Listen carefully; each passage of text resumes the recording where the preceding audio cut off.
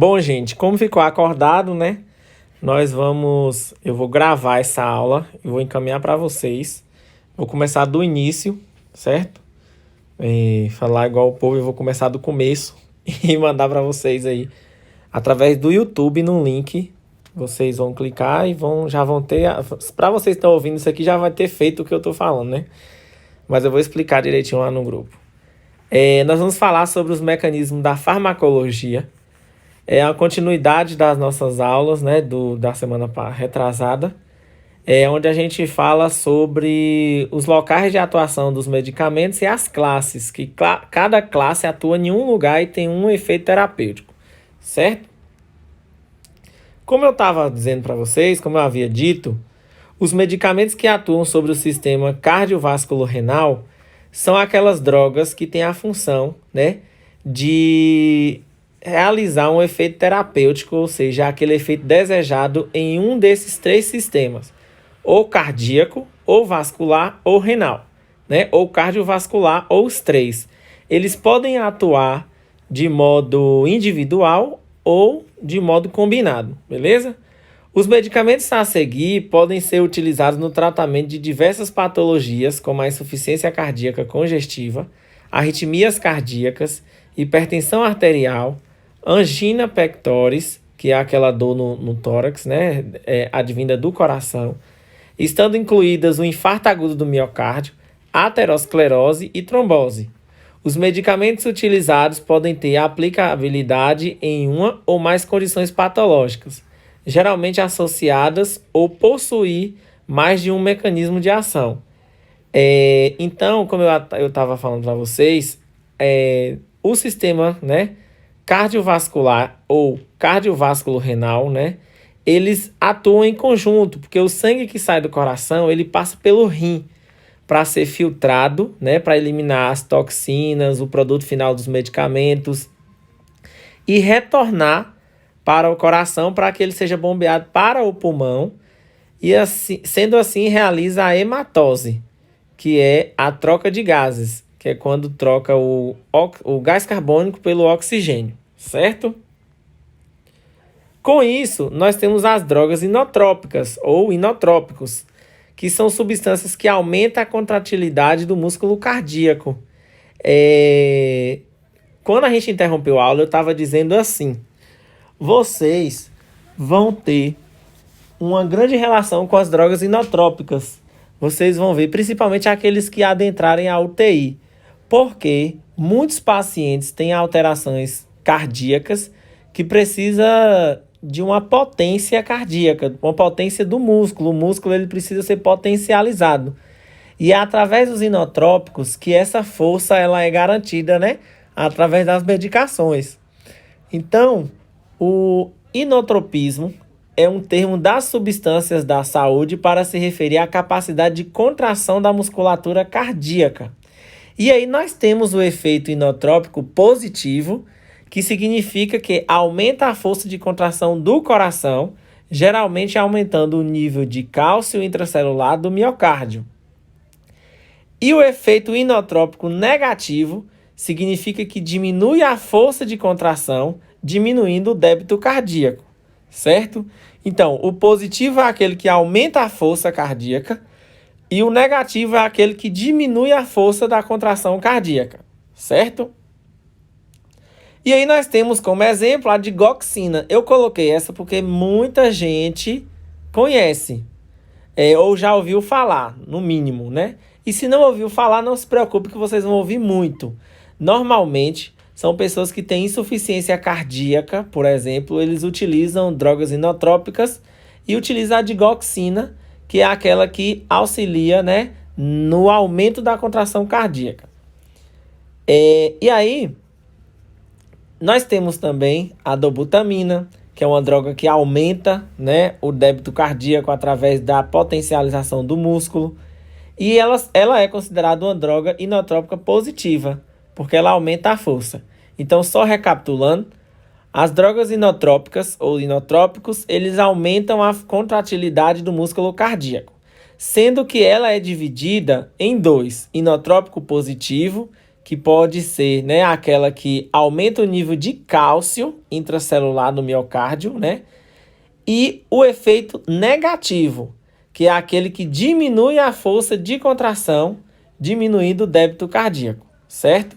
Esses são os dois tipos, né, de inotropismo. Na mesma classe, certo? Das medicações cardiovasculo-renal, nós temos os diuréticos.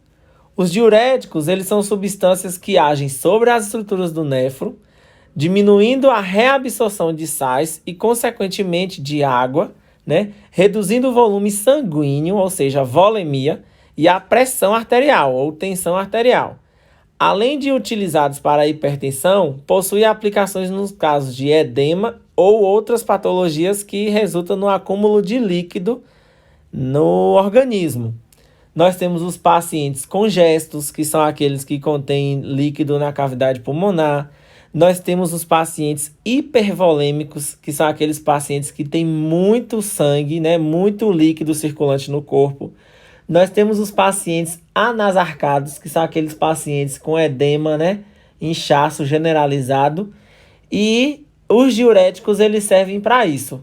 Ele pode ser utilizado de modo individual, como a gente havia dito, né, e atua sozinho apenas para eliminação de um volume maior de diurese, ou ele pode atuar em conjunto com um antihipertensivo, no intuito de diminuir a pressão, sendo que ele elimina o líquido e a pressão faz a vasodilatação. Então, com menos líquido e com o vaso mais calibroso, consequentemente, né, há uma diminuição da pressão. Eu coloquei os 3 principais diuréticos, que são furosemida, que é o Lasix, que é o que a gente mais usa dentro da unidade hospitalar. Nós temos a hidrocloritiazida, ou HCTZ, que é o que mais utiliza em casa. E nós temos a espironolactona, ou aldactone. Esse clorana, eu nunca ouvi uma hidrocloritiazida com a marca clorana. Mas existe, tá? E o aldactone é o que a gente mais ouve falar, né, no lugar de espironolactona, porque esse nome é mais complicado de falar do que aldactone. Então as pessoas adotaram o aldactone como... Oh, meu Deus, saiu do negócio. As pessoas adotaram o aldactone como o nome, né, da furosemida. Eu apertei o negócio e sem querer saiu. Pronto. Então, os diuréticos são esses tipos de drogas que ajudam, né, na eliminação de líquidos, né, e diminui a volemia do paciente. Para vocês verem, nós temos aqui um néfro, certo? Eu tenho as estruturas de um néfro, onde ele fica, né, no rim. Essas partezinhas vermelhas são as pirâmides renais, né? Ela fica... Um conjunto de néfrons forma uma pirâmide, né? E aí, dentro de um néfron, nós temos o glomérulo, né? Que é quem recebe o fluxo de sangue e vai começar a fazer a extração do líquido. Nós temos a cápsula de Bowman, que é quem engloba esse emaranhado de vasos. Nós temos o túbulo contorcido ou contornado proximal. Nós temos o túbulo reto, né, no ramo descendente proximal. Nós temos a alça de Ellen, que é essa alça aqui da parte de baixo. Nós temos o túbulo contorcido distal. E nós temos o ducto coletor, sendo que os diuréticos, eles são absorvidos na alça de Ellen, aí no ramo ascendente, certo?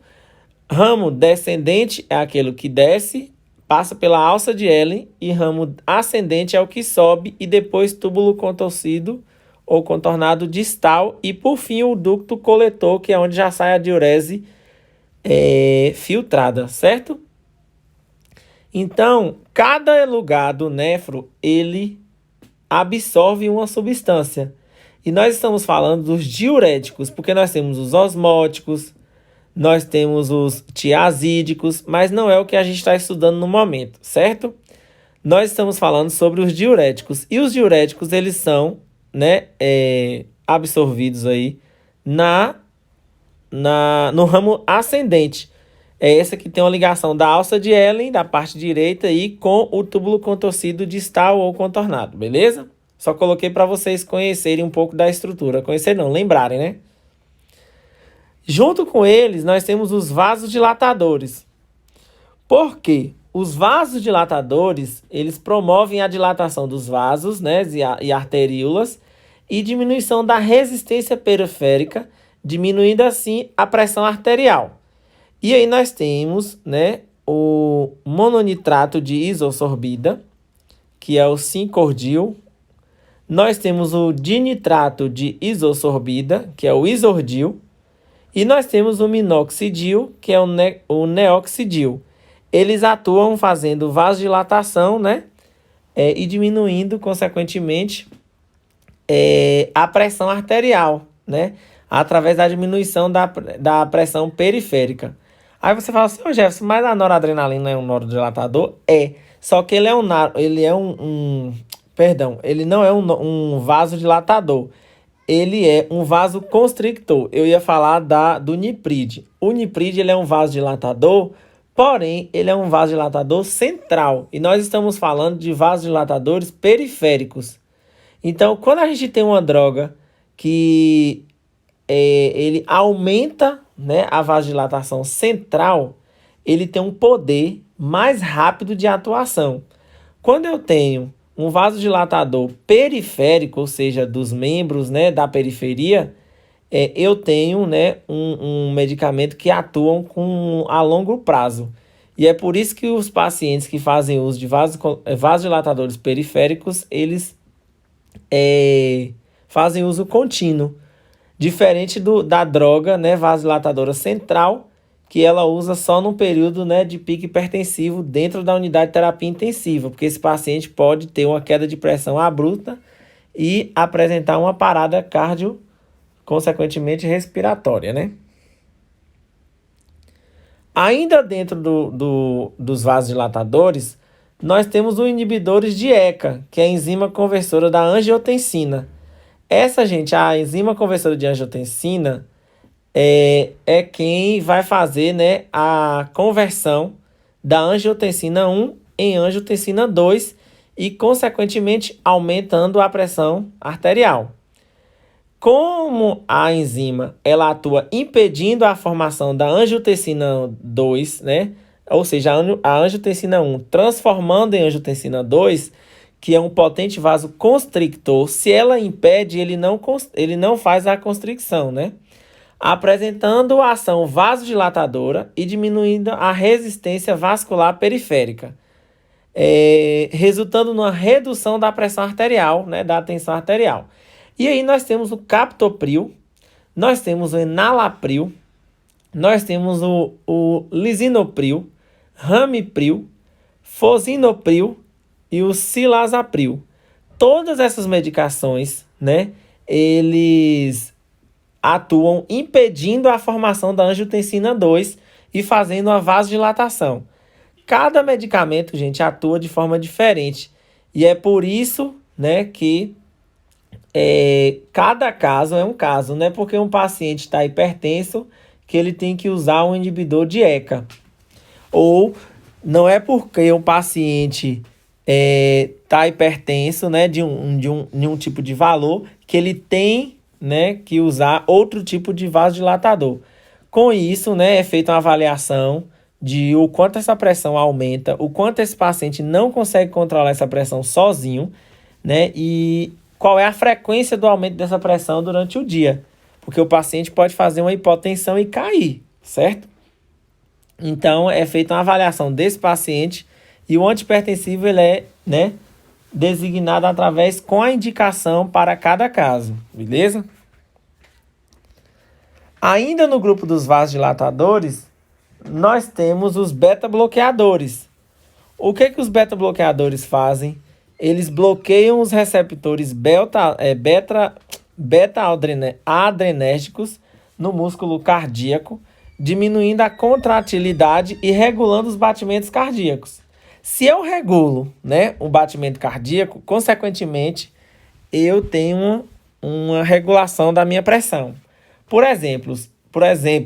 Exemplo, eu tenho o propranolol. Gente, falar sozinho é muito ruim, porque, tipo assim, eu tenho a impressão que eu não estou gravando nada. O metoprolol e o atenolol, certo?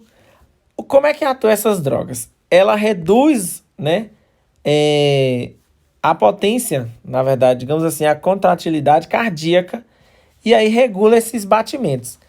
Quem muito usa esses medicamentos são pacientes que têm uma frequência cardíaca mais elevada para manter ela mais, né, dentro do padrão de normalidade. Eu já fiz uso de propranolol. Eu já fiz uso do propranolol, não porque eu tinha indicação, mas porque no momento eu estava muito taquicárdico, eu estava muito ansioso, e aí eu fiz uso de um propranolol.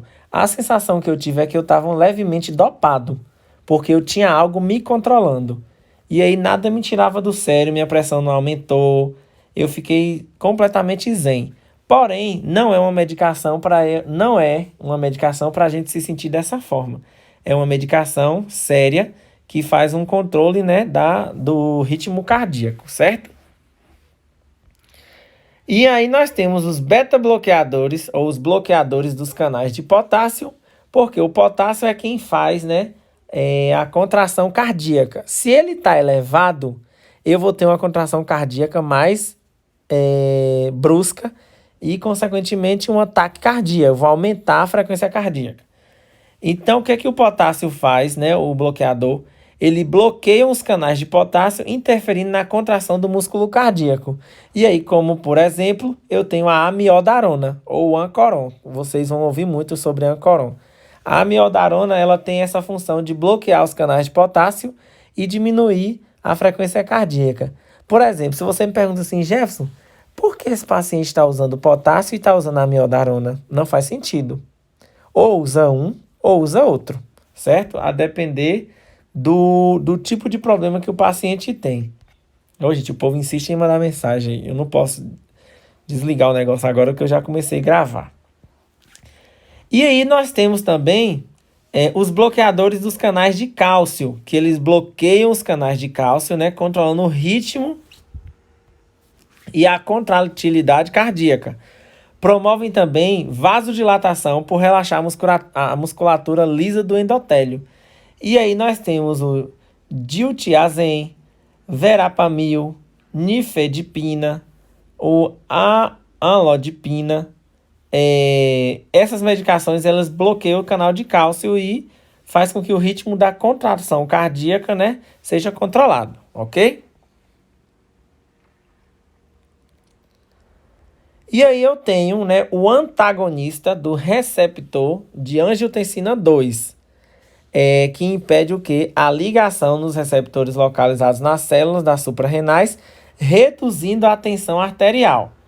E aí eu tenho losartana, ou losartan, eu tenho o valsartan, eu tenho o irbesartana, candesartana. Eles são das famílias do losartana, só que eles são diferentes, porque às vezes atuam da mesma forma, mas têm efeito colateral diferente. Os nitratos apresentam ação dilatadora sobre a musculatura lisa do endotélio vascular.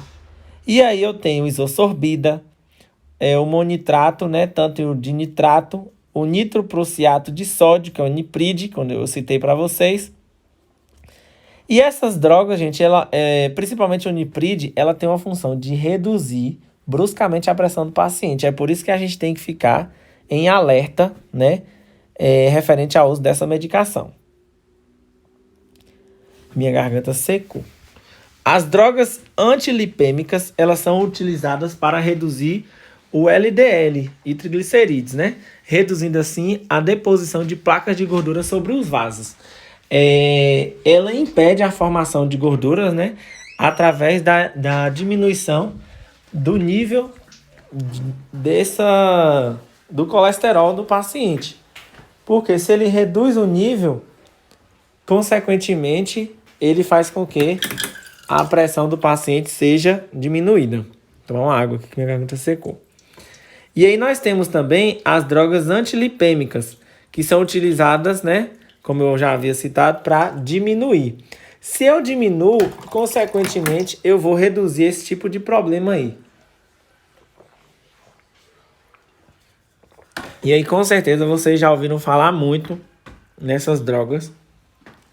E aí nós temos a simvastatina, nós temos a atrovastatina, que ela é a mesma coisa da simvastatina, porém tem efeitos colaterais, né? E adversos diferentes. Ele tem menos do que a simvastatina.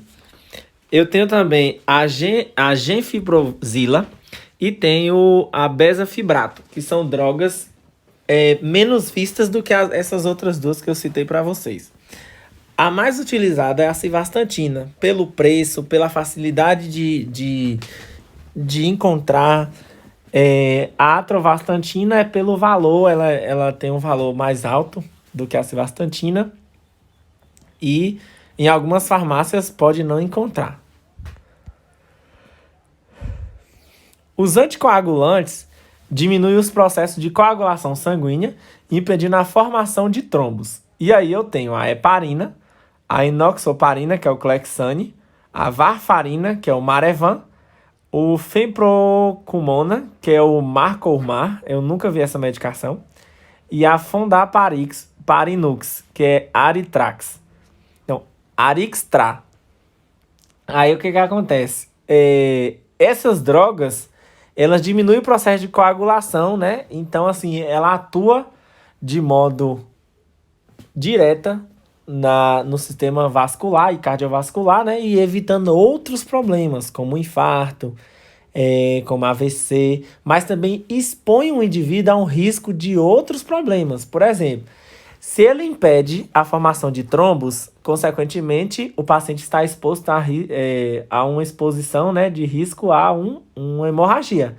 Então, o uso deve ser feito controlado, né, e de modo consciente.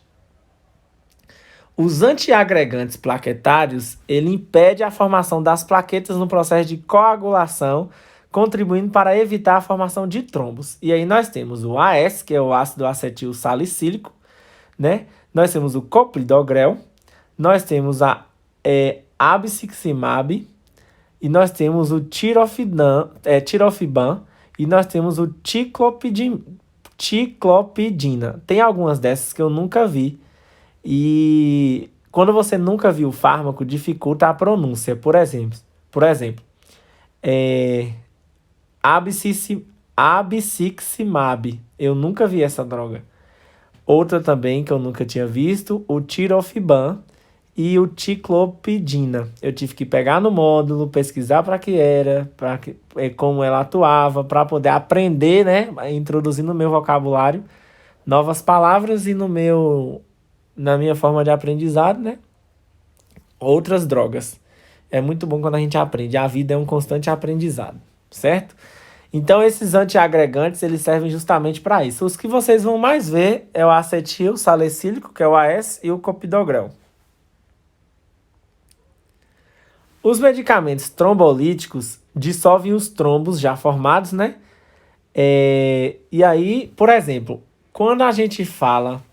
Tem um procedimento que faz na emergência, que é a trombólise, que é para pacientes com infarto agudo do miocárdio. Ele é feito com medicamentos trombolíticos, porque o trombo já está formado. Ele tem um período de tempo, né, que pode ser feito, porque quando excede o tempo, vocês vão ver isso em emergência, não tem mais eficácia no caso do IAM, certo? E aí, o trombolítico ele vai fazer o quê? Dissolver os trombos já formados. E aí, o que a gente mais usa lá é esse tenecteplase, que é o Tincase, para fazer isso lá na emergência, esse procedimento que eu citei para vocês. Nós temos o streptokinase, nós temos o reteplase, e o alteplase e o tenecteplase, que eu falei para vocês. O tenecteplase é o que mais usa para fazer esse procedimento de trombólise, ainda na sala vermelha, quando recebe o paciente vítima de infarto agudo do miocárdio. Tem esse quadro, gente, que eu retirei do módulo de vocês, onde cita, né, o tipo de patologia e qual é o que é essa patologia e qual é o tipo de medicamento que os pacientes usam. Por exemplo, na insuficiência cardíaca congestiva, nós temos a incapacidade do coração de bombear sangue. E aí nós temos os agentes inotrópicos, que é aquele que aumenta, né, a resistência, a frequência, o ritmo através da força cardíaca. Nós temos os diuréticos e os vasodilatadores que podem atuar em conjunto para diminuir a pressão do paciente. Nós temos as arritmias cardíacas, que são anormalidades, né, que alteram o ritmo cardíaco através da contratibilidade. E aí nós temos as drogas antiarrítmicas, ou beta-bloqueadores, né, ou beta-bloqueadores dos canais de cálcio, ou beta-bloqueadores dos canais de potássio, né, os bloqueadores que vão fazer o quê? Diminuir o ritmo cardíaco. Nós temos a hipertensão arterial sistêmica, que é uma pressão arterial, né, superior ao nível considerado normal pela Organização Mundial de Saúde e o Ministério da Saúde do Brasil, certo? E aí nós temos os diuréticos, nós temos os inibidores adrenérgicos, os inibidores dos canais de cálcio, da enzima conversora de angiotensina, os antagonistas dos receptores da angiotensina 2. Então, a gente pode utilizar essa infinidade aí, né, de medicamentos contidos nessas classes. Nós temos a angina, que é uma redução do suprimento de sangue e oxigênio para o coração e causa muita dor. E aí nós temos os nitratos, os beta-bloqueadores e os antagonistas dos canais de cálcio, onde a gente pode diminuir, né, a perfusão, né, e, consequentemente, diminuir o trabalho cardíaco, né? Não vamos expor tanto o paciente a esse problema. Nós temos a aterosclerose, que é uma obstrução por deposição, né, gradual de placas de gordura. E nós temos as dislipidemias, que são os níveis alterados das gorduras representados principalmente pelo LDL, o HDL, triglicerídeos e colesterol total. E aí nós temos as drogas antilipidêmicas, nós temos os anticoagulantes, os antiagregantes plaquetários e os trombolíticos, a depender de qual é o tipo do problema do paciente, né, e a qual nível ele esteja. E nós temos as emergências hipertensivas, que é uma elevação abrupta da tensão arterial, e como eu tinha citado para vocês, o nifedipino e o nimodipino estavam participando desse grupo, que é o nitroprusiato de sódio, é o niprid, é a mesma coisa. Nós temos o captopril, a clonidina, a nitroglicerina. Nós temos a hidralazina, o metoprolol e furosemida, que a gente pode estar utilizando para diminuir, né, esse problema aí do paciente em uma emergência hipertensiva. As drogas que atuam sobre o sistema respiratório, elas podem atuar, né, nas patologias que afetam este sistema. E aí nós temos as doenças pulmonares mais comuns, que incluem falta de ar, como chiados, dor no peito, tosse, com ou sem produção de muco ou sangue, né, que é a hemoptise. E dentre essas doenças, nós temos também a asma, a doença pulmonar obstrutiva crônica, que é a DPOC. Nós temos as tosses alérgicas, a rinossinusites, entre outras. Sendo que as tosses alérgicas, elas estão envolvidas também no processo alérgico, então não faz parte apenas do sistema respiratório. A gente tem que controlar também, né, o sistema imune, porque é ele que gera esse processo aí de resposta inflamatória. E aí nós temos os broncodilatadores, que são as substâncias farmacologicamente ativas que promovem a dilatação dos brônquios. Os broncodilatadores são vastamente do tratamento sintomático das doenças pulmonares.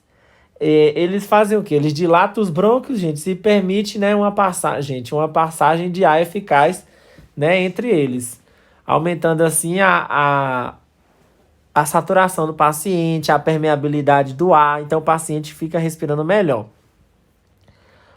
Nós temos os agonistas dos receptores beta-2 e beta-adrenérgicos, que promovem broncodilatação por meio da ligação aos receptores beta-2 adrenérgicos presentes na musculatura lisa dos brônquios. Aí nós temos o salbutamol, que é o aerolim. Nós temos o salmeterol, que é o Cerevent. Nós temos o formoterol, que é o Semibicort. E nós temos o terbutalina, que é o Bricanil. Todas essas drogas elas podem ser feitas de modos inalatórios. Nós temos tipo aí tem uma bombinha que você coloca o comprimido dentro, aperta, ela fura a cápsula e o paciente puxa o ar, né? Fazendo com que esse pó penetre na cavidade pulmonar e faça uma dilatação dos brônquios, né? Promovendo aí uma permeabilidade do ar.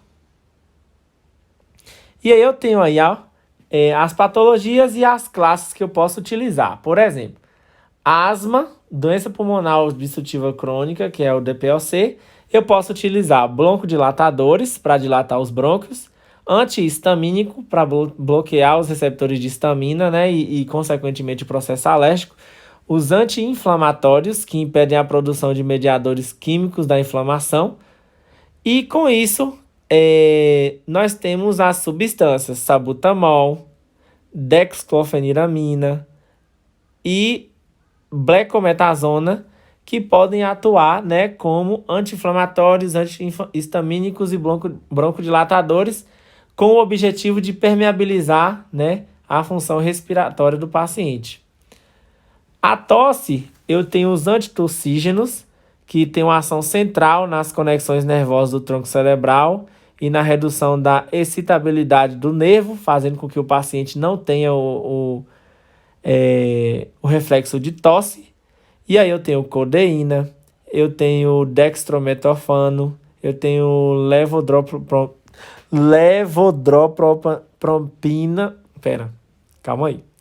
levodropropizina. Também nunca vi essa medicação. Eu tenho os expectorantes, que são para medicamentos que promovem, né, a expectoração e eliminação de muco, de catarro. E eu tenho mucolíticos, que é aquele que fluidifica, né, e estimula a expectoração do muco. A gente viu isso naquela atividadezinha que nós fizemos. E aí eu tenho o iodeto de potássio, eu tenho o ipecacuanha, nós temos a acetilcisteína ou N-acetilcisteína, bromexina e o ambroxol. Não são todas essas medicações que eu tenho contato no hospital, certo? Até porque tem algumas que não são padronizadas lá. Nós temos também as rinocinusites, que a gente pode utilizar os descongestionantes nasais. Causa a constricção dos vasos dilatadores, né? Dos vasos dilatados, perdão, da mucosa nasal, que reduz o fluxo sanguíneo e edema do tecido. Nós temos também o Nelsoro, nós temos a nafasalina, que é o Nelsoro, né, o nome de divulgação. E nós temos os antihistamínicos, os anti-inflamatórios e os antibióticos, que nós vamos ver nos itens aqui anterior, certo? Os antihistamínicos, né, ou os anti-inflamatórios não esteroidais e os corticoides, são fármacos que atuam sobre diversos processos nos eventos inflamatórios, células e substâncias que os desencadeiam. Possuem diversos usos de acordo com o mecanismo de ação e as indicações de tratamento. Por exemplo, nós temos os anti-inflamatórios não esteroidais, que é os AINES. São medicamentos usados, como anti-inflamatórios, analgésicos e antitérmicos, variando sua potência e efeitos de acordo com a sua estrutura química e farmacocinética. Um exemplo deles, deixa eu ver. Tem um que a gente usa direto no ibuprofeno é um, que ele atua, né, como anti-inflamatório, analgésico e antitérmico.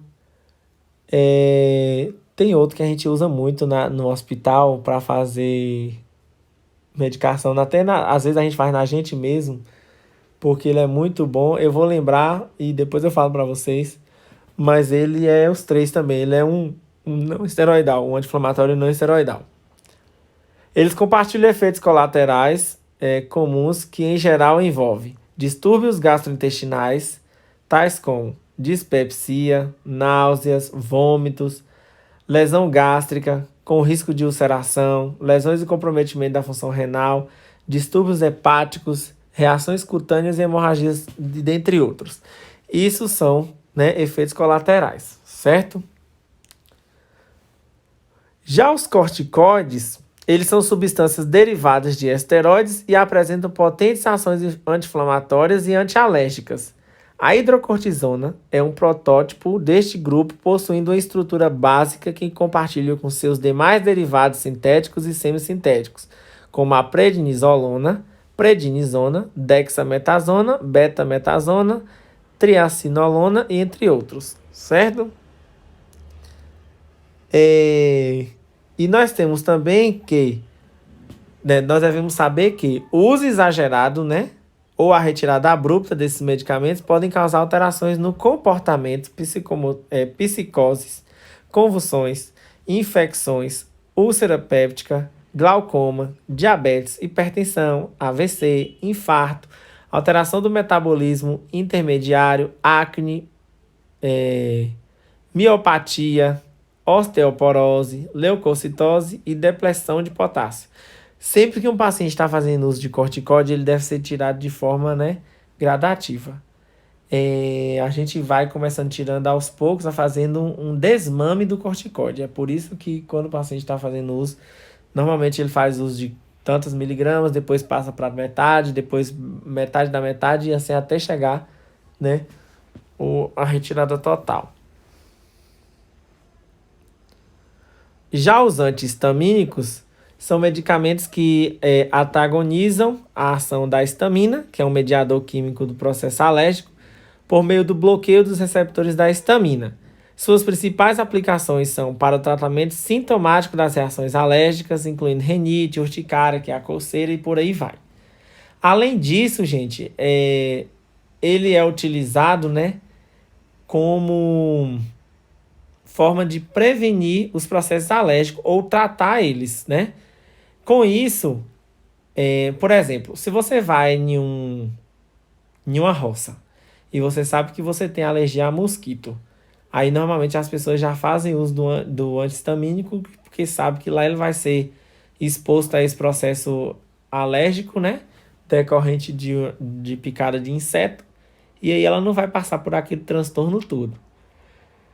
Alguns apresentam efeitos colaterais como sonolência, fadiga, taquicardia, febre, perda de apetite, desconforto epigástrico, náusea, ressecamento das membranas mucosas da boca, nariz, garganta, entre outros. O principal é sonolência, né? Eu já falei para vocês que a gente acaba dormindo fazendo uso do antihistamínico. Gente, eu não tô lembrando o nome do remédio até agora, mas é um verdinho. E depois eu vou mandar para vocês lá no grupo. Para concluir, eu tenho esses efeitos adversos dos antihistamínicos, né, de primeira geração. Eu tenho o receptor H1, que causa a diminuição da neurotransmissão do sistema nervoso central, sedação, diminuição do rendimento cognitivo e neuropsicomotor, né, aumento do apetite. O receptor muscarínico, a xerostomia, retenção urinária, taquicardia sinusal. O receptor adrenérgico, hipotensão, tontura, taquicardia e reflexa, né? Que é taquicardia reflexa. O receptor serotonígeno ou serotoninérgico, o aumento do apetite. E o IKR e outros canais cardíacos, o prolongamento do intervalo do QT, arritmias ventriculares. Certo? E aí, gente, com o uso do antihistamínico, a gente consegue, né, sanar alguns problemas, porém causar outros, né? Não significa que os pacientes vão apresentar esses efeitos adversos, mas tem que saber que podem apresentar, sim, esse probleminha aí, né, decorrente do fármaco. Até agora eu não lembrei da medicação, ela é uma medicação venosa e eu vou colocar o nome lá no grupo porque eu vou lembrar. Ele tem um rótulozinho verde, a gente usa muito como anti-inflamatório, antitérmico e analgésico lá no hospital, principalmente para dor de garganta. Ele serve muito, mas no momento eu não estou recordando. É muita coisa na cabeça de um indivíduo só, certo? Então essa foi a aula de hoje. Eu espero que vocês tenham gostado nessa modalidade diferente.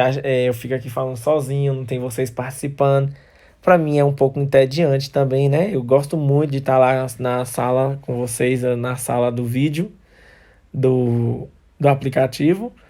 Eu acho que eu gostaria mais ainda se fosse presencial, porque vocês são, né, excepcionais, divertidos, participativos e, enfim, muitas atribuições positivas a vocês. Muito obrigado, viu, gente? Desculpa aí qualquer coisa, os erros, porque tem muita coisa nova que a gente se atrapalha nas letras. E é isso, a vida é um constante aprendizado, né? E o pior sábio é aquele que declara que não tem nada a aprender, né? A gente tem sempre o que aprender e a gente tem sempre o que compartilhar com alguém. Independente se são conhecimentos empíricos, que são aqueles conhecimentos que não tem nada a ver, né, com o nível dos seus estudos, ou que sejam conhecimentos que venham, né, sendo compartilhados pelos seus antecessores, ou se sejam conhecimentos, né, decorrentes de um curso técnico, decorrente de uma faculdade, por aí vai. Se cuidem, viu? Até qualquer hora aí, a próxima aula, tá?